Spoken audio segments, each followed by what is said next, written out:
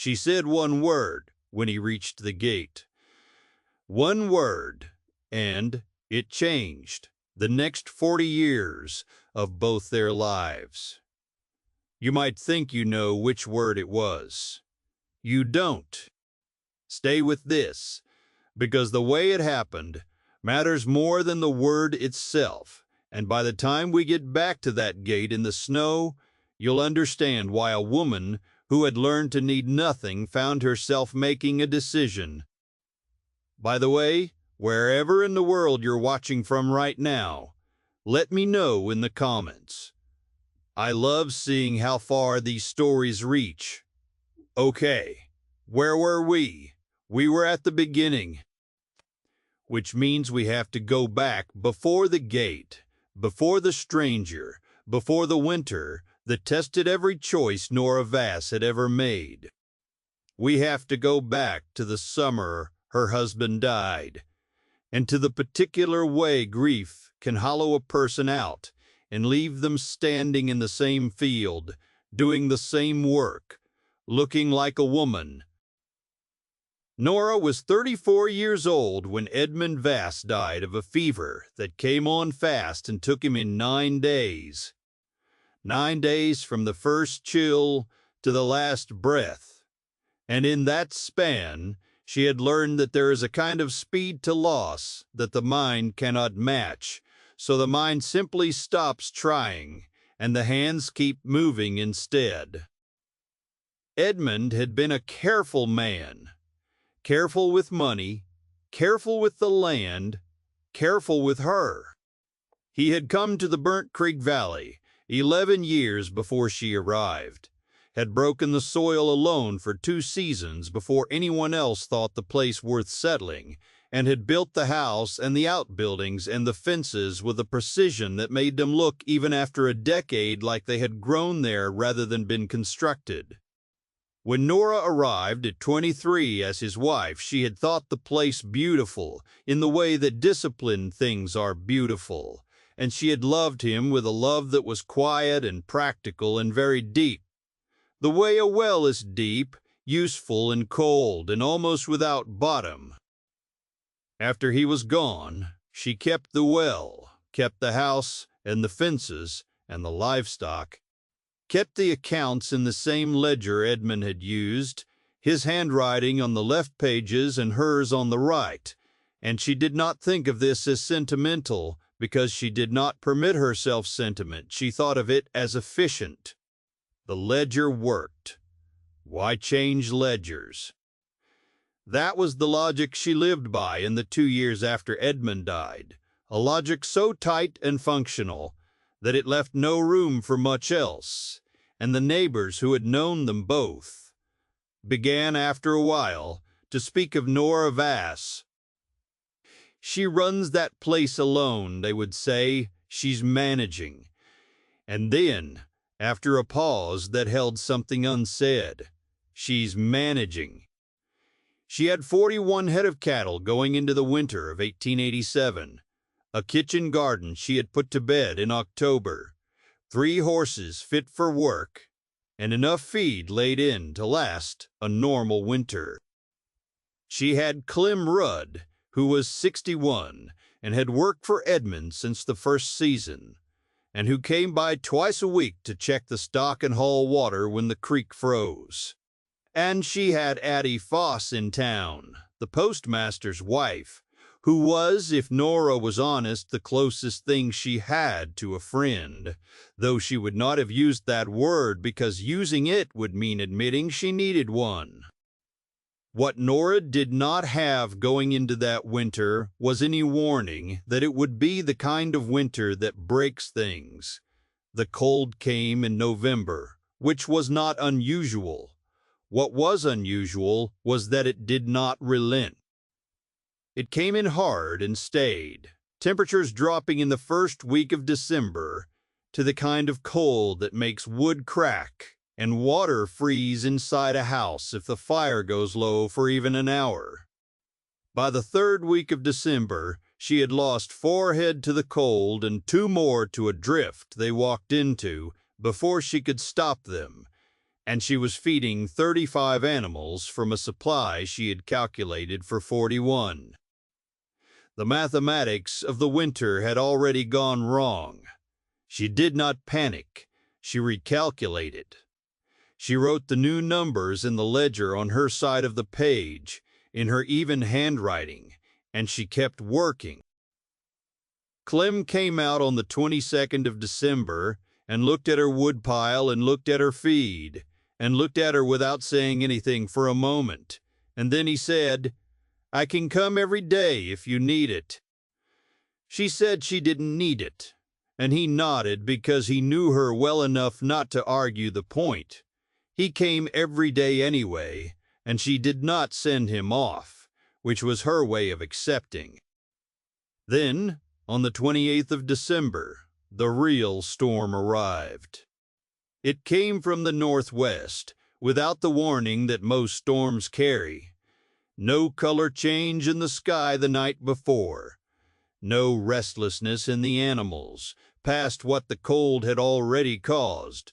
It arrived in the early hours of the morning as a sound against the shutters that woke Nora from a shallow sleep, and by the time she had lit the lamp and gone to the window, there was nothing to see but white moving in every direction. That makes a person walking from a barn to a house, into a person who could be lost and frozen 15 feet from their own door. She did not go out that morning. She stoked the fire and listened and waited. By afternoon, the wind had dropped enough that she could rope herself from the house to the barn and check the horses and break the ice in their water. And she did this and came back and stoked the fire again. This ordinary brutal day of maintenance and cold and rope and ice. This was the life she had chosen to call simplification rather than loneliness, and she had chosen it so many times by now that the choosing had become automatic, like breathing, like hands that keep moving even when the mind has stopped.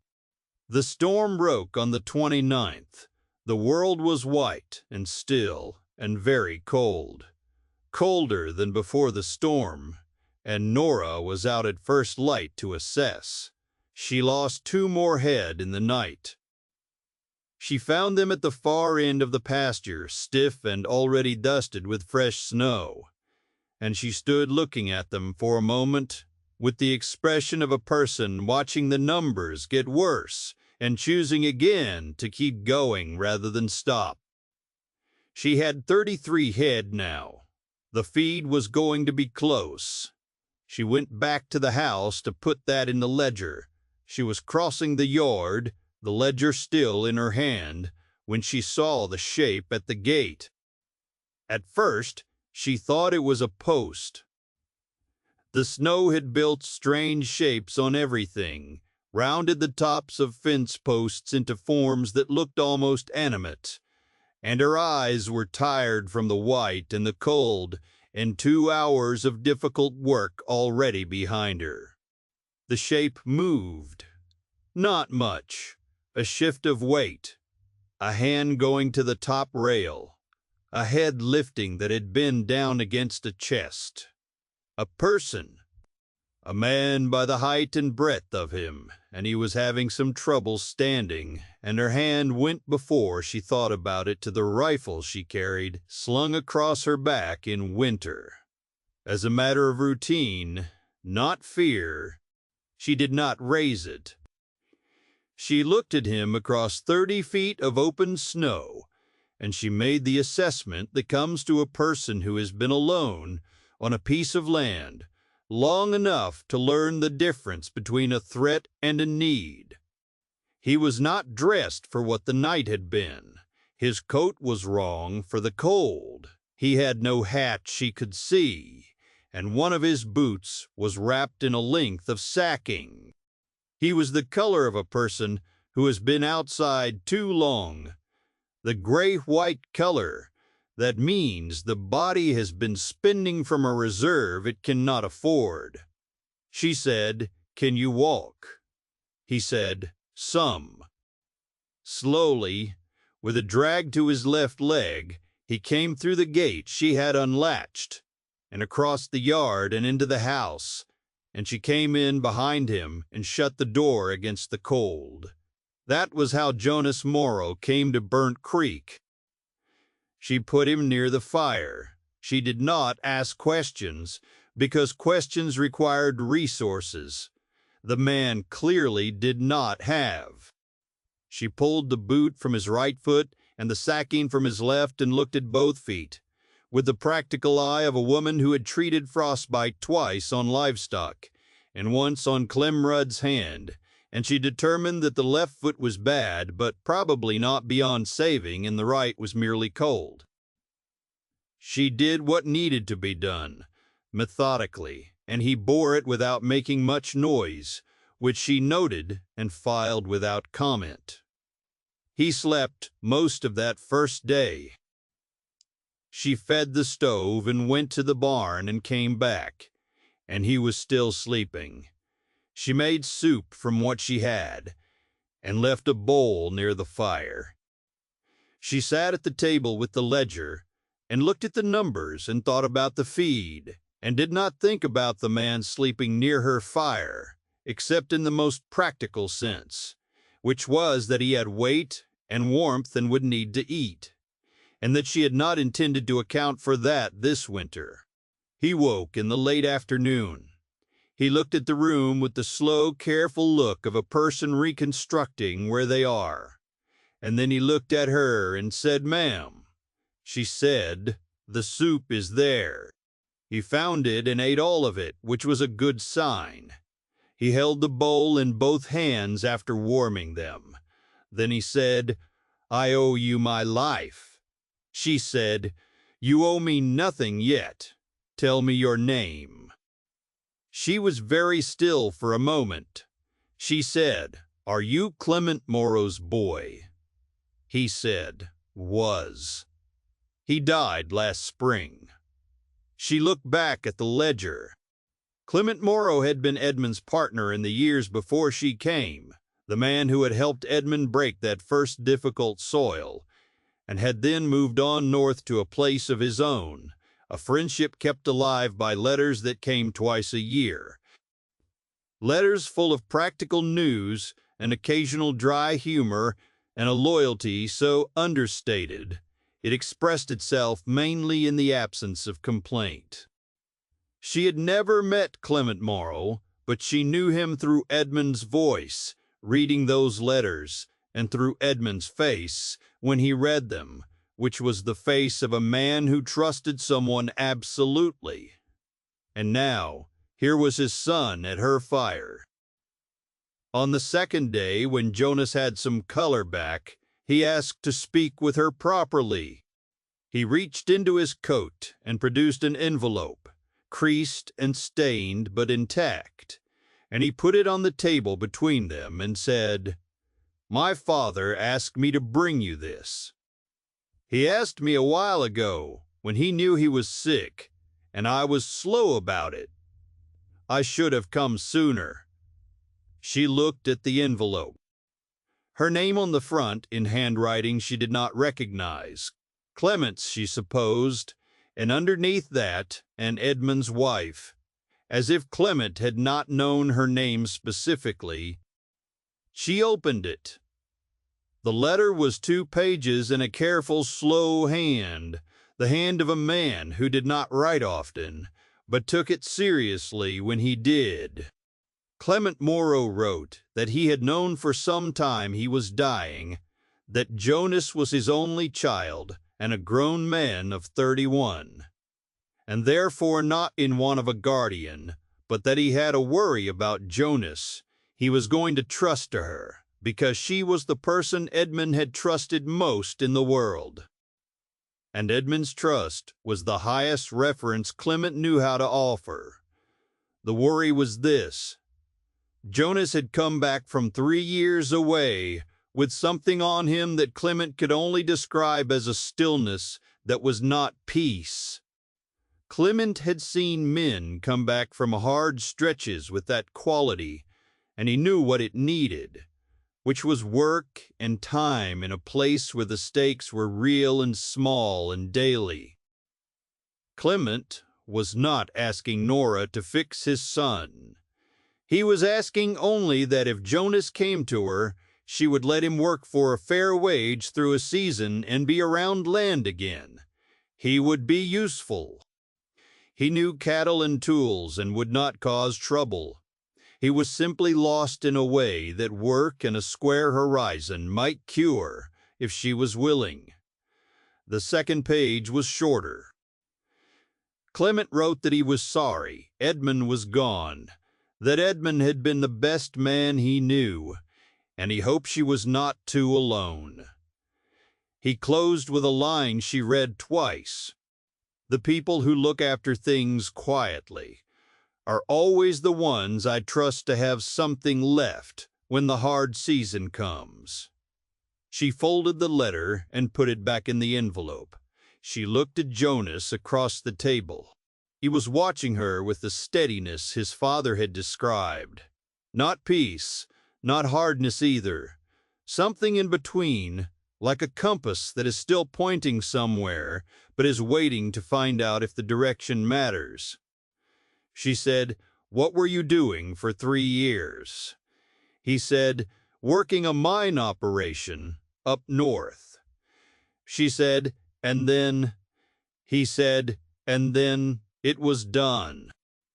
She waited, but he did not add to that, and she did not press, because she recognized the economy of a person who has said exactly as much as they have decided to say, and no more. She said, "I have 33 head to get through a hard winter, and my feed supply is going to be close. If you can work, there is work. The wage is room and board while the weather holds, and fair pay in the spring." He said, "It'll heal." She said, "We'll see." He said, "I can start tomorrow." She said, "You'll start when the foot is fit and not before, because a man who can't stand straight is a liability in a barn." She paused. "There's a room at the back of the house used for storage. There's a cot in it. That's where you'll sleep." He said, "Thank you, ma'am." She said, "Nora, if you're Clement's son, you can call me Nora." He looked at her for a moment with something that might have been the beginning of a different expression, and then he said, "Nora," and that was the end of the first real conversation they had. She checked it morning and evening without being asked, and he submitted to the checking without complaint. In the interval, he was not idle. He found things to do from the cot and then from a chair, small repairs to tack and tools she had been meaning to get to. The kind of close attention to inanimate things that told her he had been around equipment long enough to understand. He did not talk much. Neither did she. The silence between them in those first days was not comfortable, exactly, but it was not uncomfortable either.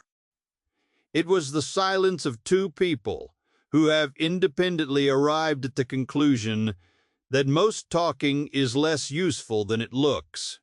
On the 11th day he put on his boot and went to the barn with her and worked. He was good.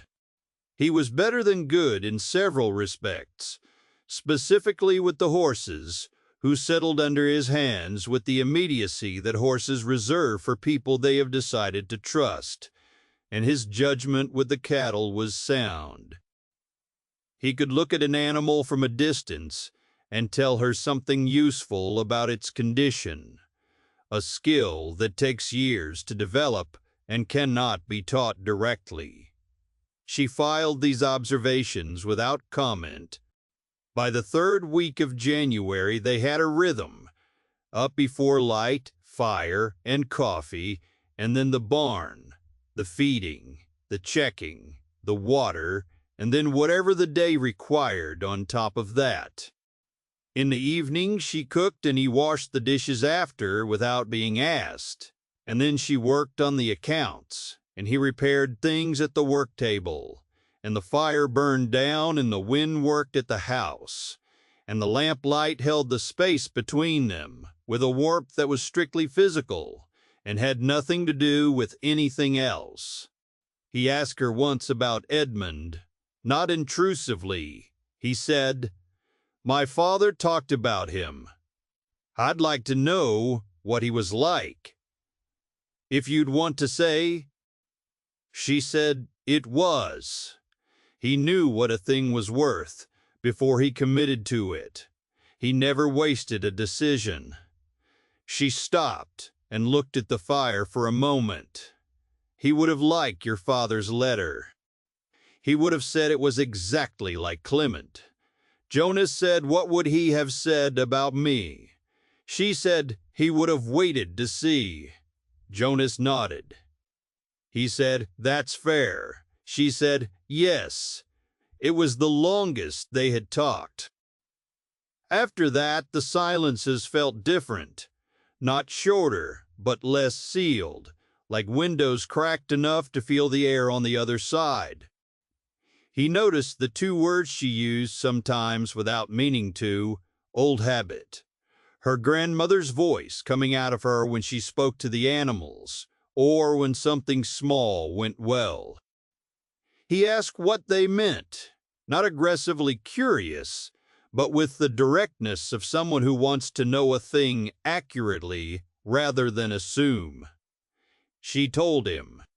He remembered them and used them correctly 2 days later, and she looked at him, and he looked back at her with the straightest face she had seen on a person, and she found to her considerable surprise that she came very close to smiling. In the evenings, sometimes she spread out the small, detailed drawings she had been making for years, studies of plants and rock formations, and the shapes of weather over the eastern ridge, a practice that had started as record-keeping. He saw them once and looked at them for a long time and said, "You see things most people don't slow down for." She said, "It's a way of paying attention." He said, "I know," in a tone that recognized the practice, that understood some people need a discipline of attention, or the world goes too large and too fast and takes something from them.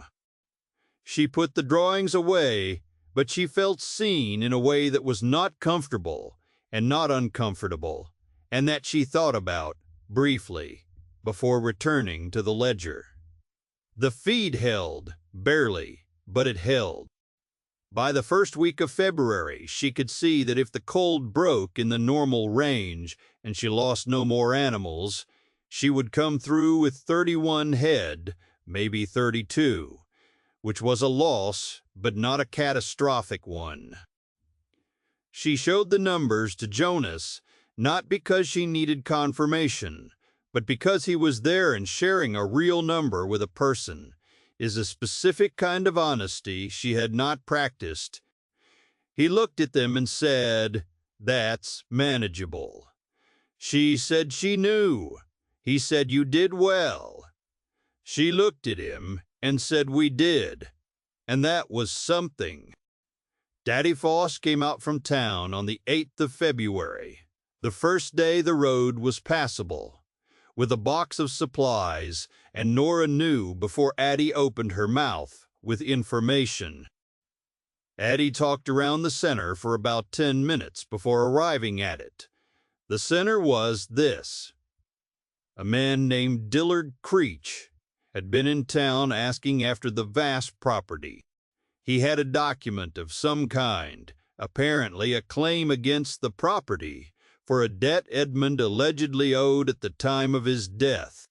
Creech was a landman, which in this territory meant a man who found properties in vulnerable situations and found legal, or near legal, means to take them. He had done it twice before in the valley. He had spoken to Deputy Aldous, who had looked uncomfortable and said it was a civil matter. Nora listened without changing her expression, and then said, "How much does he claim?" Addie said, $1,100. Nora said, "Edmund had no debt." Addie said, "I know that." Nora said, "Thank you for coming out." Addie said, "There's more. He asked whether there were hired men on the property." Nora said, "He'll have his answer when he gets here." Addie looked past her to where Jonas was visible through the window crossing the yard with a load of wood, and then she looked back at Nora with an expression that was carefully neutral in the way expressions are when a person is being scrupulously respectful of something they have strong feelings about. She said, "Well, good." After Addie left, Nora told Jonas about Creech that evening, plainly all of it. He listened without interrupting, and when she finished, he said, "Then we looked through them tonight. The papers were in a cedar box Edmund had kept under the bed. She had not opened it since the first months after his death. They went through it together, and it took the better part of 2 hours. And at the end, they had confirmed what she already knew. Edmund Vass had owed money to exactly 2 parties at the time of his death. She had the receipts, the original notes, and the bank statements that corresponded. She laid them in order on the table, and Jonas looked at them and said he was meticulous. He said a man named Creech with a claim of $1,100 against a property held by a woman alone is going to have a harder time with these than he thinks. She said he'll come anyway. He said yes. She said he'll bring men. Jonas said most likely. A pause. The fire. The wind. She said, "Are you willing to be here when he comes?" He looked at her steadily and said, "I'm already here." He came with 2 men, and he came in the middle of the morning, the sun out and the snow bright. Nora heard them coming from the barn, and came out and stood in the yard. And Jonas stood beside her, and Creech pulled up at the gate and looked at the 2 of them with the assessing look of a man doing arithmetic. He was well dressed for the conditions, and he had a pleasant face undermined by the quality of his attention, which was the attention of a man who is always measuring. He introduced himself with great courtesy and stated his claim with equal courtesy. He had, he said, a promissory note bearing Edmund Vass's signature for $1,100 due and unpaid, and he was here to discuss the matter. Nora said, "Let me see the note." He handed it down from the saddle. She read it. The signature was a passable forgery of Edmund's hand, but Edmund had had a specific idiosyncrasy in his capital Vi, a small quirk he had developed young and never changed, and the signature on Creech's note lacked it. She had been looking at that signature for 11 years. She knew it the way she knew the gate. She handed it back. She said, "This note is not genuine." The pleasantness shifted. He said, "I assure you it is." She said, "You may assure me whatever you like. I have every financial document Edmund Vass signed in his life, receipted and accounted for, and there is no promissory note of this kind among them, and the signature on that paper is not his.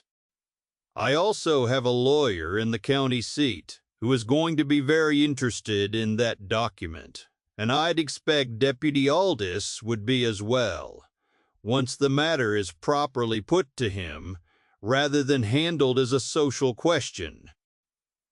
She said all of this in the same tone she would have used to describe the weather. Creech looked at Jonas. He looked at the rifle Nora had not raised, but had not put away either, slung in the crook of her arm in the manner of a woman who has simply grown accustomed to carrying it. He looked at the 2 men he had brought, who were looking at Jonas, who was looking back at them with the particular stillness that is not peace. Creech said, "I believe there may have been a misunderstanding." He said he would need to review his records. She said to take as long as he needed. He tipped his hat and turned his horse, and the three of them rode back out the gate. She had not bothered to close, and she watched until they were small against the white, and then went back to the barn because there was still work to do. Jonas went with her. After a while he said, "He'll come back." She said, "Not without better documentation than that." He said, "He might decide. Better documentation is possible to arrange." She said, "That's why I'm riding to the county seat tonight." She paused. "I should have written 2 weeks ago." He said, "You've had a full winter." She said, "That's not an excuse. I usually allow myself." He said, "Maybe you should." She did not respond to that directly, but she thought about it. She wrote that night to Horace Burr, the lawyer who had handled Edmund's probate, describing the document and its deficiencies, enclosing copies of the relevant receipts, and asking Burr to make formal inquiries regarding Dillard Creech. She sealed the letter and put it by the door for Clem to take in the morning. Then she sat at the table with the lamp and the ledger, and Jonas across from her with a piece of harness he was rewrapping. And the fire burned, and the wind was quiet for the first time in weeks. She had been very specifically not thinking about it in those terms, calling it simply useful, simply efficient, simply the practical fact of another competent person on the property. But she was also a woman who had loved someone and knew what the early evidence of it felt like, the way attention sharpens toward a person, the way their absence in a room is noted, the way a small thing, they say, stays in the mind and turns over. She was honest enough now, in the latitude of a quiet evening, to admit that the evidence was accumulating. The letter had come with one stated purpose: work and a fair wage through a season. That was the arrangement. And she believed that Clement's letter had held something more specific than it said, a hope rather than a request, and that the difference between a hope and a request was the difference between something that could be disappointed without harm. Clement had looked ahead, the way the careful ones always look ahead, and had trusted her to see what he saw and to decide with full freedom what to do about it. Edmund would have recognized that. Edmund would have said, "He gave you all the information and kept his hands off the choice." She looked at Jonas across the fire. He was focused on the harness. His hands were careful and sure. She had noticed, a patience with broken things that did not tip into frustration, the kind that comes from understanding that a broken thing was once whole and can be whole again. She had had that quality herself, or had had it once, before she had started applying it only to objects and to cattle, and had stopped for 2 years. Applying it to anything that breathed and spoke and might leave. She said, he looked up. She said, "What is the second reason you came here?" A long pause. He said, "What do you mean?" She said, "Your father's letter says work and a fair wage through a season. But careful men don't send a grown son 100 miles through a northern winter just so he can mend fences for a widow he's never met. There's a second reason. I want to hear it from you." He was quiet for a moment. Then he said, "My father said that you were the kind of person who might understand what it is to have the ground go out from under you and keep moving anyway." He said there are not many people like that, and they tend to recognize each other, and he thought it would be good for me to be recognized. She held that. It was the plainest thing she had ever heard about loneliness and the need for a kind of witness that goes beyond sympathy. She said, "He was right that I understand it." He said, "I know. I understood that about 10 minutes after you let me in the gate." She said, "And," he said, "and I think you've been alone in a way that is doing you harm, the same way I was, because you're strong enough to stand it. And that's not the same as it being good for you." She was quiet. The fire settled. Outside, nothing. She said, "That is the most presumptuous thing anyone has said to me in 2 years." He said, "Yes." She said, "You're not wrong." He held her look and did not fill the silence. She said, "This is a poor time to make decisions of any importance. The winter is not through. Creech may come back. The cattle are not settled, and I have not thought clearly about anything except survival. For 2 months, he said, I'm not asking you to decide anything tonight. I'm thinking out loud. What I am saying is that your father was a perceptive man, and right about most of what he wrote, and probably right about most of what he didn't write, and I am willing to consider the possibility that what is practical and what is desirable might arrive at the same place." Jonas Morrow looked at her with the steadiest look she had ever received from a living person. He said, "That is the most careful proposal I have ever heard." She said, "It wasn't a proposal." She said, "It was a statement of willingness to consider." He said, "I heard you."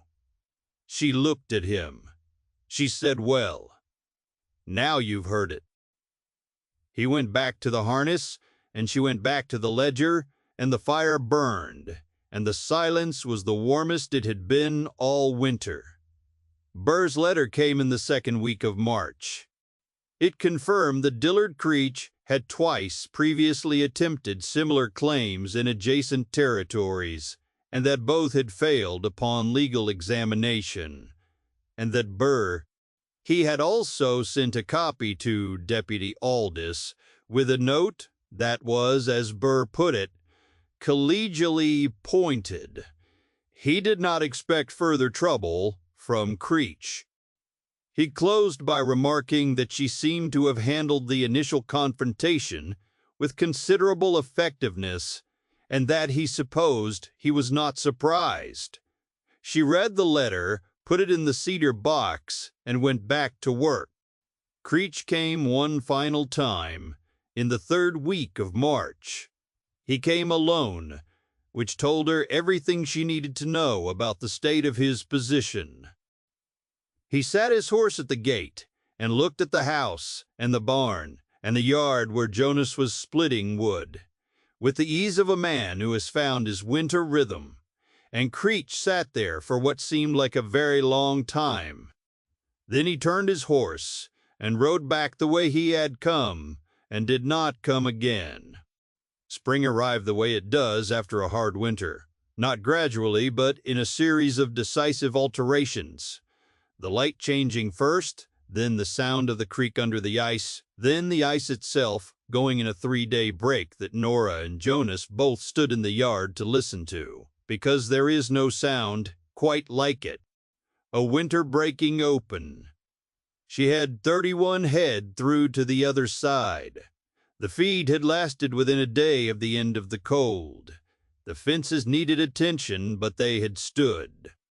On the first warm morning of April, she showed him something she had not shown anyone. She took him to the eastern ridge, 40 minutes from the house, which in certain weather and at certain times of day caught the light in a way that made the whole valley below visible in a single clear sweep. The creek and the timber and the rooftops and the fields and the shape of the mountains beyond. She had been coming here for 10 years and had made more drawings from this spot than any other. They stood and looked out, and he said nothing for a long time, and then he said, "Now I see where those drawings come from." She said, "Edmund called it the edge of everything. He said it like you get to see one more thing than you deserve from up here." Jonas said he was right. She said he was usually right. The wind was mild, and the sky was the blue that only comes in the first weeks after a long cold. She said, "I have been thinking about what I said in February." He waited. She said, "I have had more time and no further crises, and I have thought more clearly about it than I expected to. What I said was true then, and it is true now, and I want to say something plainer. Not for a wage, and not because of what your father asked, and not because the winter was hard and you came at the right time. I would like you to stay, because I have watched you work and talk and be quiet for 3 months. And I think you are a good man, and I think we do well together." He was quiet for long enough that she almost added something. Then she chose not to, because she had said what she meant, and adding to it would have been weakness. He said, "My father told me once that the people who say exactly what they mean, without ornamentation, are the rarest and the most worth listening to." She said, "What else did he tell you?" He said, "He told me not to waste it if I found it." She said, "He was perceptive." He said, "Yes." He turned back to the valley. He said, "I would like to stay. I was going to wait until you asked, because I had decided it wasn't mine to ask." He said I meant it to be. A silence, the kind that is not waiting for anything, because both parties understand the thing has been said and received and agreed to, and the silence. She said, "There is a man in town, the land agent, who is also certified to make records of that kind. I don't believe in leaving things undocumented." He said, "I wouldn't expect you to." She said, "In the spring, then, when the road is properly dry." He said, "In the spring." She took out a small drawing she had made of this view the week before, which she had brought with her for no reason she had named to herself at the time, and she held it out to him. He took it and looked at it for a long time, and then folded it carefully and put it in his coat pocket. And they stood for another while at the edge of everything before the work called them back. They were married at the end of April, in the land agent's office, with Addie Foss and Clem Rudd as witnesses. Nora kept her own name alongside his because she had carried it through 11 years of building this place, and it belonged to the place as much as she did. And Jonas said that was exactly right and meant it. Clem shook Jonas's hand for a long time without speaking, and then said, "Your father would be glad." Jonas said, "I know." And that was sufficient. Horace Burr, when informed, sent a dry congratulatory letter and updated the property record to reflect both names, which was the most protective arrangement available, and which Nora had specifically requested because she did not believe in leaving a legal flank unguarded. Summer came in and filled the valley. The cattle expanded back toward their former number. The garden came in heavy. Jonas built a proper work table in the room that had been storage, and it became the room where tack got repaired, and drawings accumulated, and the lamp burned in the evenings while they each did the quiet work of people who have learned to be in a room together. Which is to say, people who have learned that the quality of a shared silence is one of the truest measures there is. He learned more of her grandmother's language, and she found this changed the sound of the house in a way she could not have predicted. The old words in rooms that had only ever held English, like something restored to a thing she hadn't known was missing. She made a drawing of his hands once when he did not know she was drawing, and she put it in the flat case with the others without a date, because she had no wish to attach it to a single day when it seemed to belong to all of them. The eastern ridge, in the evening sometimes, the light, doing what it does there. The valley, in full sight, below the creek, and the timber and the rooftops, and the mountains beyond, saying nothing, which is what mountains say, and which is enough. The dead look further ahead than the living. Clement Marot had looked ahead with all the careful foresight of a man who knew his time was short and trusted the people he had chosen to catch up to what he saw. Edmund Vass had built a place with the precision of a man who understood that things built right are the ones that hold other people after you are gone.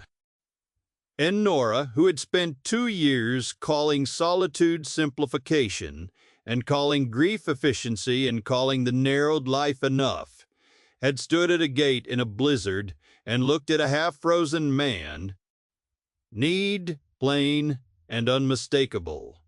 And she had said, "Can you walk?" And he had said, "Some." And she had said the word that changed everything, the word you thought you knew and didn't. She said, "Walk then." Not come in, not welcome. Walk. A word that asked nothing of him he couldn't give, that put his own feet under him and let him arrive by his own motion, that treated a broken man as a man who was not entirely broken. And it was exactly Edmund's kind of word, careful and precise and worth the whole weight placed on it. And she had not known she was going to say it until she said it. And she had not known until much later that she had said it for reasons she could not yet name and would spend a long time working out. A life mended by the most unexpected hands is still a life built. Right, she had paid attention. Jonas had paid attention.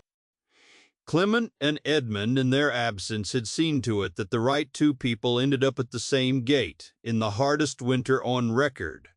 And the rest was work, and the rest was silence, and the rest was the small daily act of choosing to stay. Not because it was owed, not because it was obligatory, because a thing freely chosen is not the same as a thing you could not avoid.